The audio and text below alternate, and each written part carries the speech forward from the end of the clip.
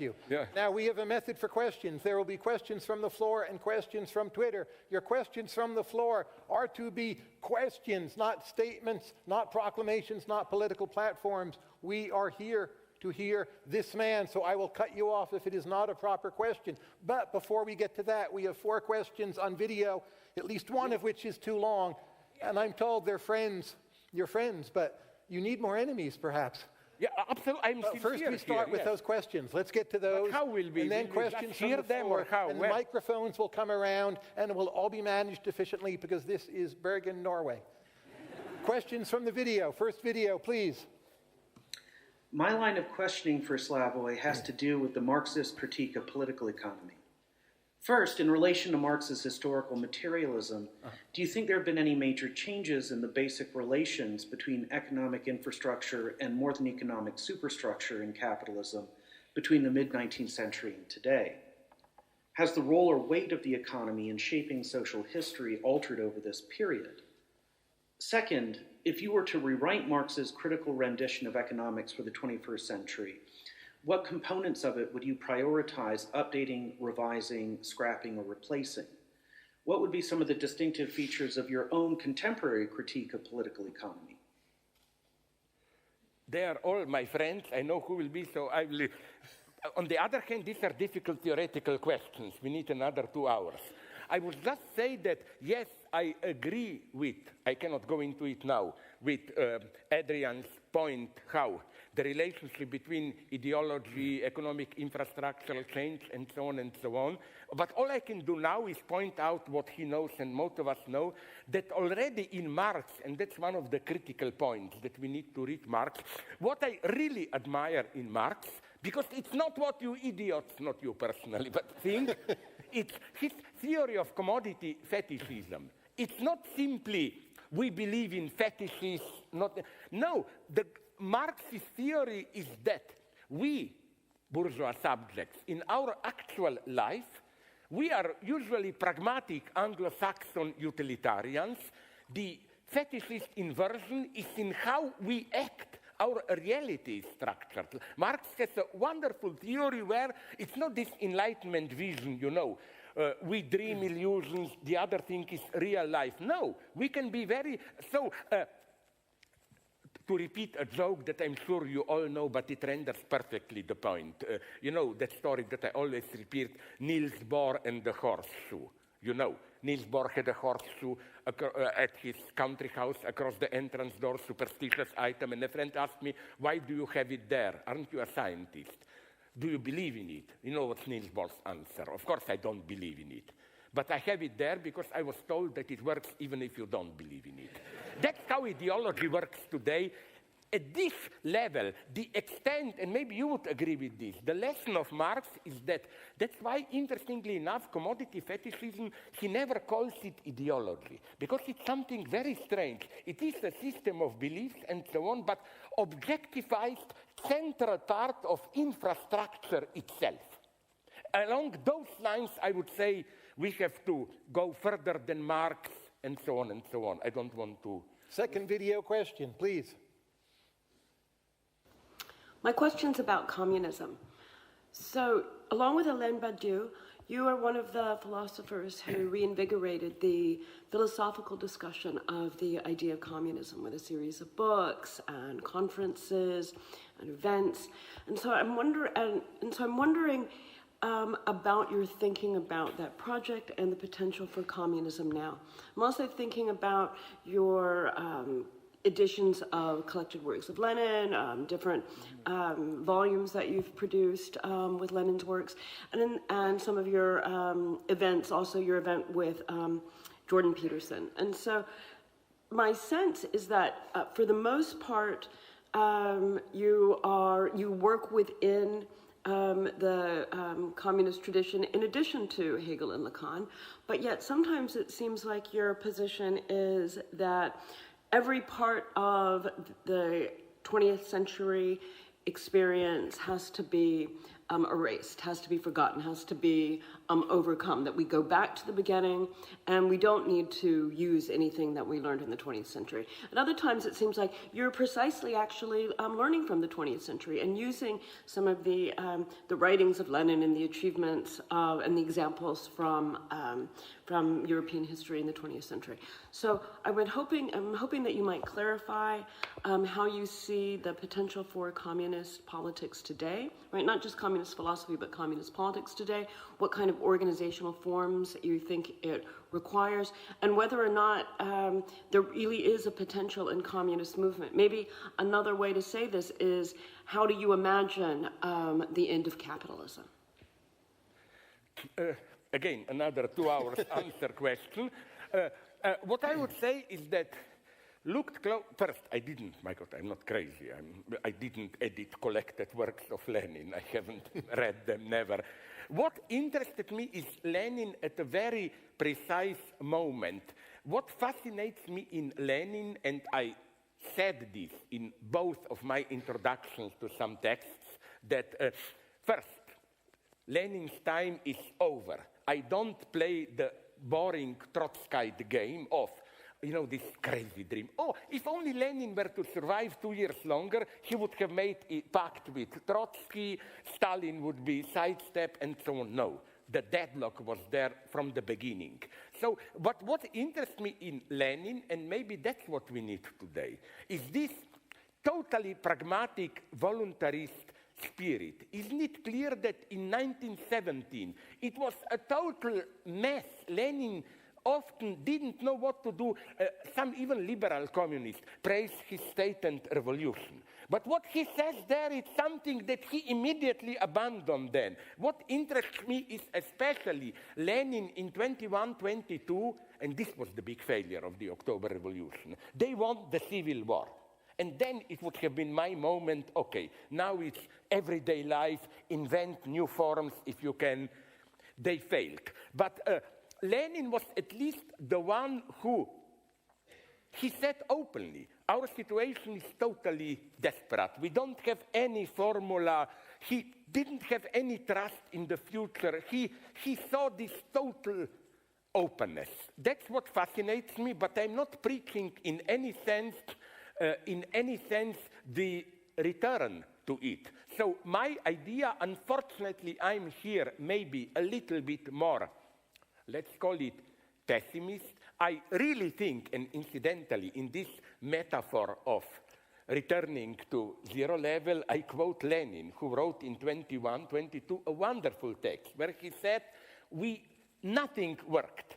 Then he said, it's not that we should stabilize our achievements, but we should return to the zero level, begin from nowhere. And quoting data which also you mentioned, the horrible, the fact that the only livable communism today, communism in the formal sense, the Chinese one, means ecological problems, more digital control, and so on and so on. We have to begin in some sense from the zero. Lenin already did this not just as a good direction. If you are a dogmatic Marxist, you can show that Lenin totally overturned Marx and so on.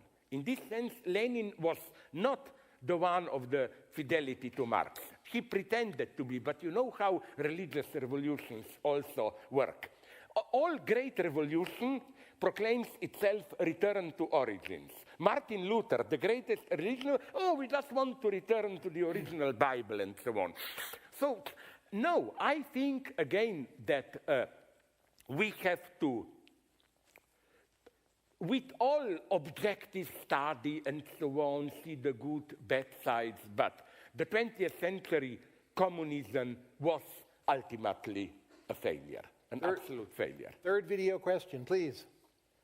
Hi Slavoj, Paul Taylor here. Hope life's treating you well. My question relates to the role of academics as independent critical thinkers. In my experience within the UK sector at least, academics over the years, when confronted with growing bureaucracy, growing commercialism, have behaved like lemming-type creatures or quislings, to use a couple of references your Norwegian audience will be familiar with. And Given Brexit as a recent example, there's very little genuine debate over all the complicated topics around leaving the EU or not leaving, as the case may be. And there's a level of conformity and groupthink that reminds me of the movie Stepford Wives, if that rings a bell with you. So my question to you is, you've experienced Yugoslav communist system and you've experienced something of the UK academic system, which of those environments do you think is most conducive to genuine, critical, engaged intellectuals? Thanks. It's a very nice question, and again, you will accuse me of nostalgia, but I would say in the last decade, 1980s, Yugoslavia was better. You know why? There was not yet a total economic fiasco, and that was the beauty. From 1980, at least, maybe 82, the ruling nomenclatura were already preparing for the fiasco. So actually, I think that some of the governments in different republics were pretty good. You know why? Because they knew they don't have democratic legitimacy. So they tried to learn some legitimacy. Things, for example, a very sad story. In mid-80s or 6, 7, a gay organization formed itself in Slovenia. Immediately, a delegate from Central Committee came there. Yes, you are progressive. We are for them. Do you want financial support? And so on and so on. Then we got democracy, 1990. The first thing that the city, town council, whatever, dominated by conservatives is abolish all help to this gay organization. So in some paradoxical sense, it was a golden era, I would say, the second half, but I don't have any illusions. It's not that communists were good or so, but communists in power knew they were fighting for survival. This is incidentally also how I read the explosion of nationalism. Milosevic got this. Nationalism, communist nomenclatura had a problem. Democracy is coming. How to regain some type of democratic legitimacy without cancelling themselves as nomenclatura. The answer, obvious, was paint yourself as a defender of national interest and so on, nationalism and so on. On the other hand, I must say, what makes me so depressive, and United States are big enough, are not the worst, but especially UK, I don't know how it is here, it's this pragmatic turn of philosophy has to serve concrete social needs. Labour Party, more than Thatcher, began this in England. My friend philosophers are telling me, you got Labour representatives coming to university philosophy department and say, we will give you more money, but we will just match it if you get some money from private companies and so on and so on.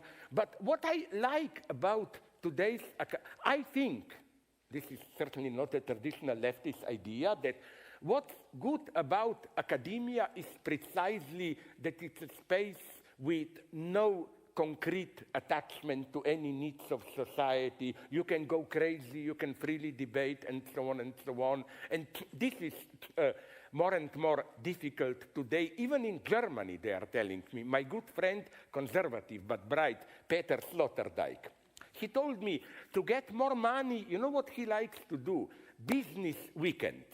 Years ago, he went for a weekend to Volkswagen top managers and explained them, you know, this bullshit, what's going on today, postmodernity, the situation, and so on. And God, I didn't ask. So what I'm saying is that this reminds me in an uncanny way to the worst years in ex-Yugoslavia, 70s of the communist oppression. This focus on also human sciences has to work for society, experts solve problems. No, we don't need that today. We need precisely academia, humanities in their useless character. Also in sciences, I think, if you look closely, isn't it that practically all big inventions, as far as I can judge, emerged even either in a totally contingent external way, usually some military contract, or as a private hobby and so on. So What I advise you if you are here at the university is don't believe in this mantra of you are here, bourgeois spending money, hard-earned workers' money, and so on, be more useful. No, what's great about university is they are not useful in the immediate sense. That's what we should expect from you academics. All great things, again, to use the guy whom you mentioned this morning, Jon Elster. Yes, He has Norwegian. this wonderful term years ago of states which are necessary a byproduct. It just comes, you cannot plan it. Academia should be a place for this. Last video question, please. Hi, Slavoj from Australia. Send my greetings. You've often spoken critically of the Hölderlin paradigm, where the danger lies, there grows the saving power. The idea that disaster harbors the seeds of its own overcoming, catastrophe provides both the negative index and even the opportunity for redemption. It's a model of historical catastrophe or crisis that's often associated with a kind of dialectical salvage along pseudo-Hegelian lines. I'm saying pseudo-Hegelian because you've done so much to argue that Hegel himself resists this kind of negative eschatology. But you've often suggested that Marx falls prey to this way of thinking. One of your criticisms of this paradigm is that it exaggerates or misconstrues the exceptionality of the present and misunderstands the nature of the crisis and of crisis. Specifically, it underestimates the capacity of capitalism to absorb and feed on its own crises. Can we still hold to the idea of capitalism as being its own gravedigger? Can you elaborate your critique of the Hölderlin paradigm in the light of the present, when we can see the danger, the ravaging effects of global capitalism all around us, to the extent that maybe danger itself is not the word we can use any longer, and where previous models of crisis seem not to hold? Specifically, and here's my question, is there a concept of revolution in the present context that does not fall prey to this paradigm? Again, it's a mega difficult question. Just to explain to you, what she, Rebecca Comey, incidentally, here I am a sincere, not politically correct feminist. I'm organizing next October in New York a big Hegel conference. The majority will be women. And I already brutally apologize to people. No, I'm not politically correct feminist. It's simply that the best Hegelian studies come from women today. So, Hölderlin paradigm, you know this passage from Hölderlin, the German romantic poem, all the time quoted by Heidegger, wo das Gefahr ist, wächst das Rettende aus, where the danger is the greatest, the point of salvation is also near, and so on. And this is a model for the usual revolutionary thinking, even in Marx, proletariat, zero-level exploitation, poverty, but there is a chance that you turn around into salvation. I'm here a Hegelian, if you ask me. I much more believe, and I will not go into it now, it's another half an hour, how do I apply this to what I was telling about catastrophes, apocalypse, and so on, the post-apocalyptic vision. Hegel's problem is exactly the opposite one. The big attempt at liberation happened, French Revolution, and for Hegel, I don't totally agree with him, but nonetheless, it turned wrong, Jacobin terror, and so on. So, what went wrong? Hegel is not a crazy optimist. As bad as things are, you should see a chance for the better. No, Hegel's basic insight is exactly the opposite one. No matter how good an idea or a project is, we can be sure that it will be somehow, that it will turn wrong somehow.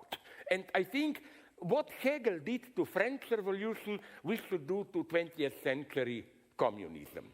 First, we have to still, we disagree here maybe, I still see some tremendous utopian emancipatory potential, but it went terribly wrong with Stalinism and so on. And we shouldn't play these cheap games, just corrupted Stalin, or even, did you notice how Marxists are often even racist here? They put the blame on Russia is too close to Asia. So it's Asiatic barbarism which is responsible for it.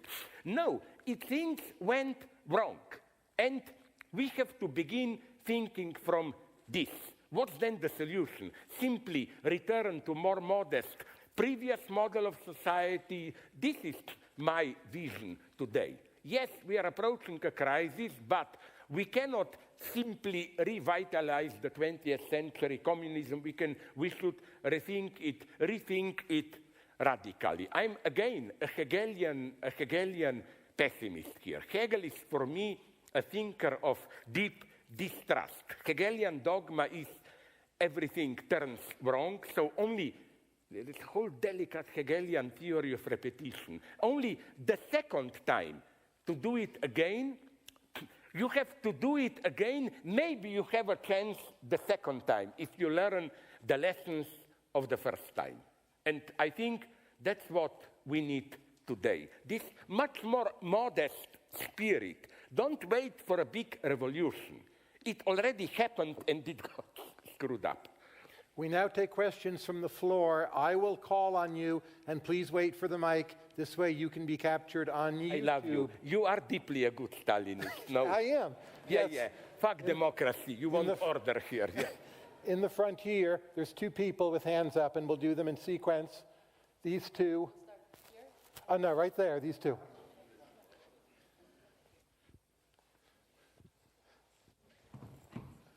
I'm Jessie Tobalty from the philosophy department here at the University of Bergen. Now, you came here today to tell us that you are still a communist.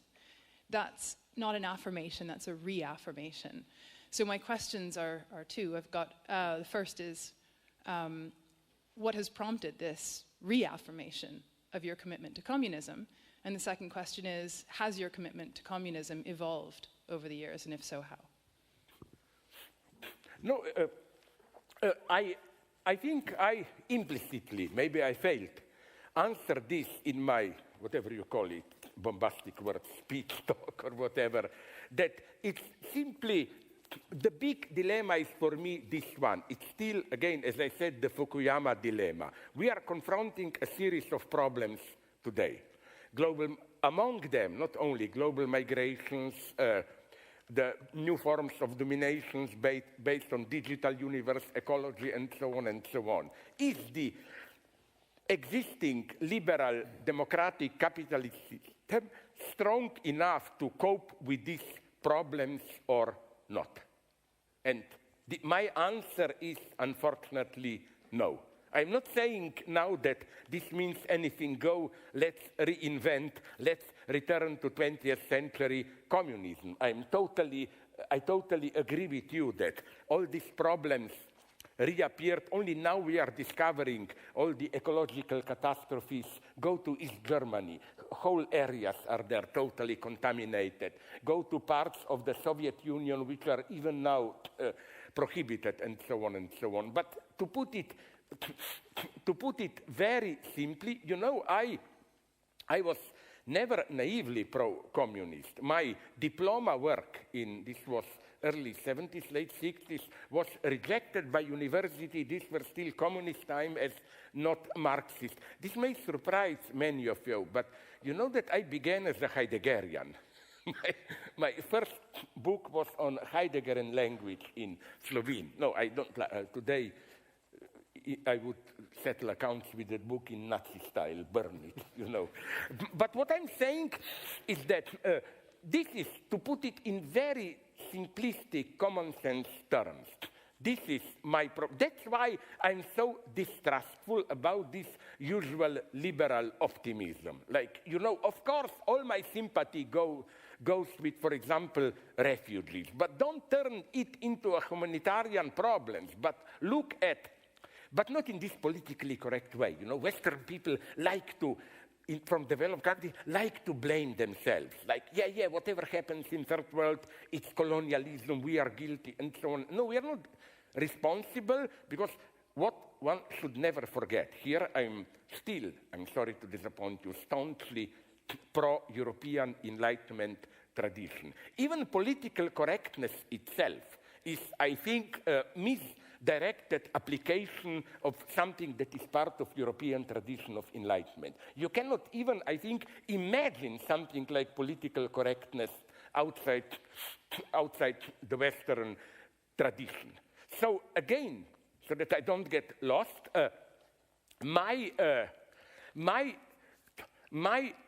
it's not that once I was a traditional, authentic communist, but I was very lucky in Yugoslavia. You know why?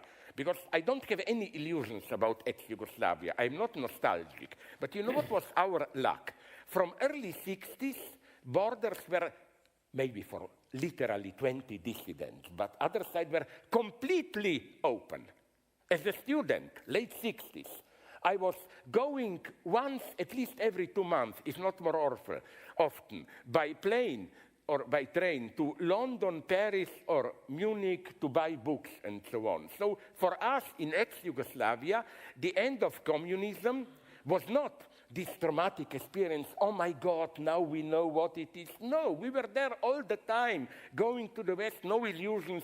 And maybe this was my luck, that I had no illusions about Yugoslav communism. I didn't buy the stupidity of some Western communists. Yugoslavia is different. It was an authentic, democratic communism. But borders were open, so I also didn't have great illusions about the West, and it goes to my honor.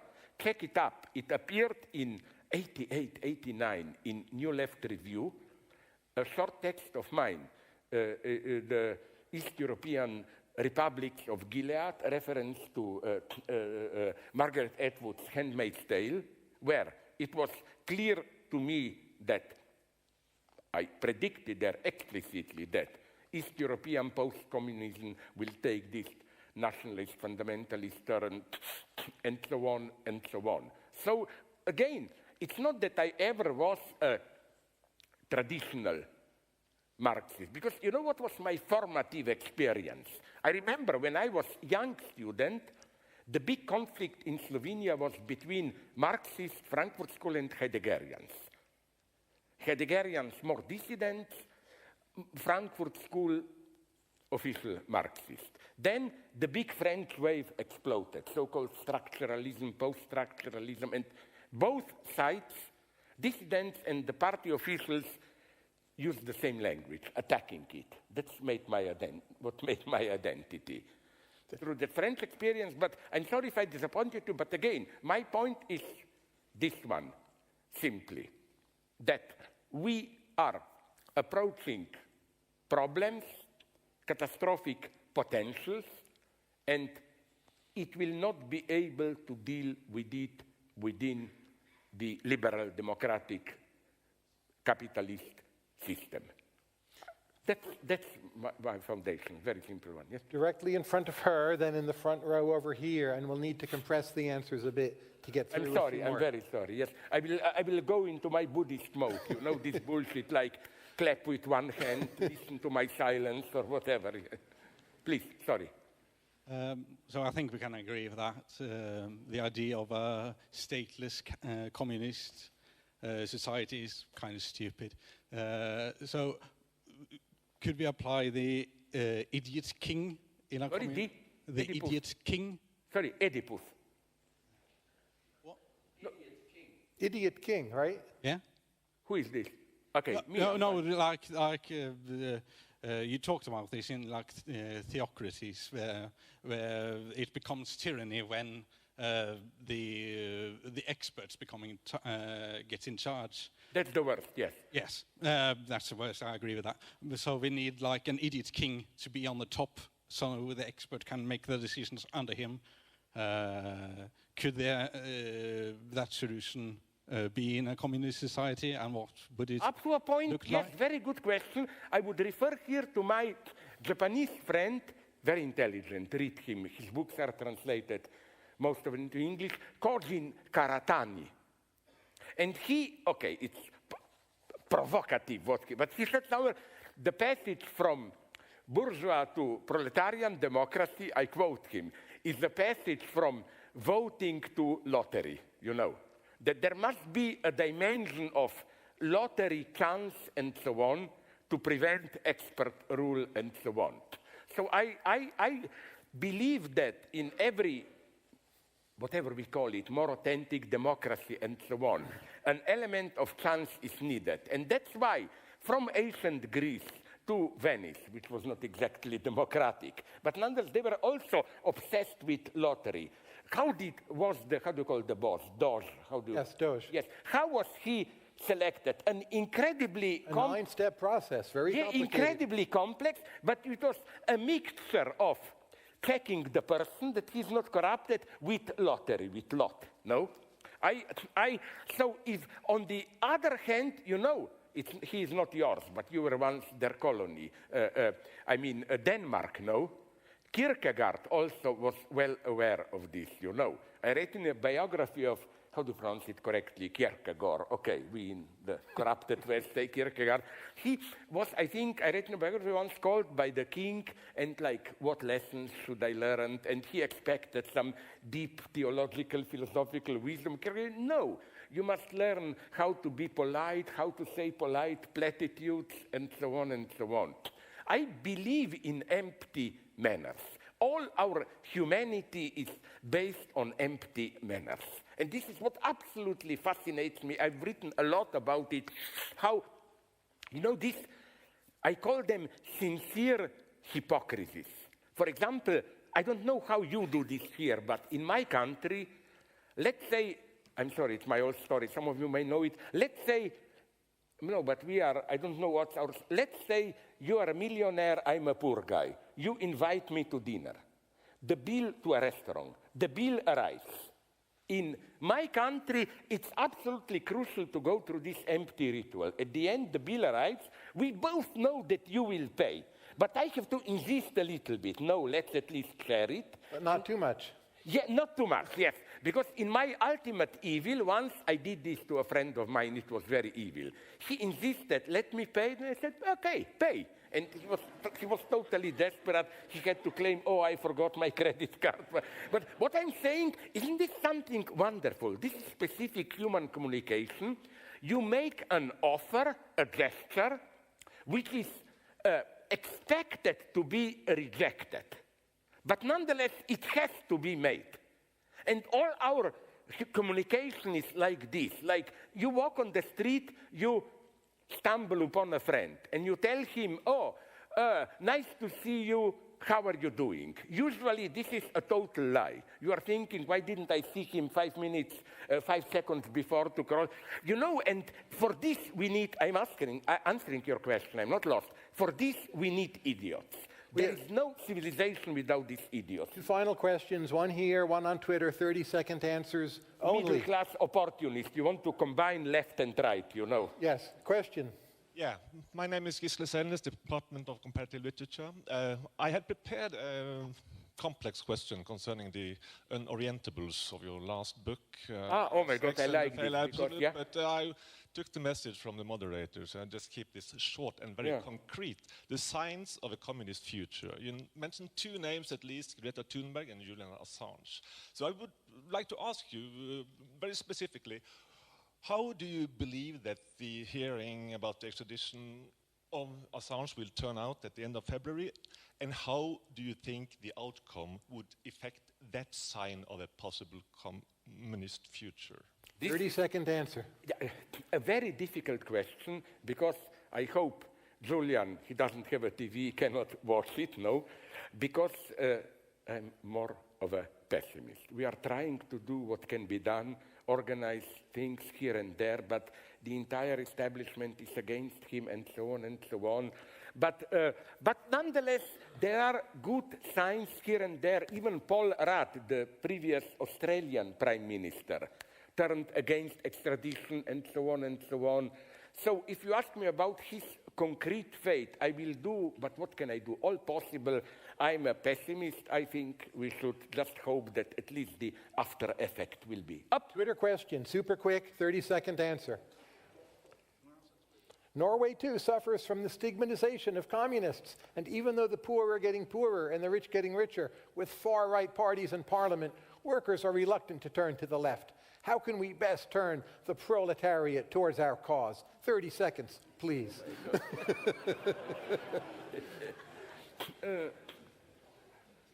You know, first, when you say poor are getting poorer, rich are getting richer, but still, you know, Norway is still an ideal for many of us, if I may say this. You know, like this I got from my good friend Varoufakis, who said, you know, everybody protests austerity and so on. But for us or you in the developed West, austerity means, oh my God, purchase power fell for 0.5% and so on. Austerity is what happens in Greece, where it fell for 30% and so on. What I would say is, again, Alessandria Ocasio-Cortez formula, I'm totally again for all this new identity, not identity, but feminism and so on, gay rights and so on. But don't fall into this gap of cultural politics. Find a way to find a link with the majority, because poor are getting poorer and so on and so on. Is there a political party talking for them, but not in this traditional Marxist way? It doesn't work. But, you know, because so many in the United States politically correct people, you can see that their political correctness quite often has a secret class bias. They don't say it, but the politically incorrect are the poor, primitive people, working class, and so on and so on. It's a much more complex situation, and I will say now something that you will like, but for this you will get to Gulag for liking it. The problem is a much bigger one. Does the left, I was there in Occupy Wall Street, and I was asking them, what do you want? Do you have a project? Many of them just had a vague idea, less corruption, big banks are corrupted. What do you want? Are you Fukuyamaist, a little bit more efficient system? Do you want old social democratic welfare? Do you want old-style communism? And I will be very critical leftist. I'm the first one to admit that the left doesn't have, I'm not talking about legalistic details, but a general vision of a future society. I don't see. Thank you very much. Okay. And thank you all for coming. You see him how evil he is. He interrupted me exactly at this pessimist point, you know. And then he stifled and brutally with his fascist boots oppressed the good message that I wanted to finish it. Thank you very much. Thank you. Thank you. This concludes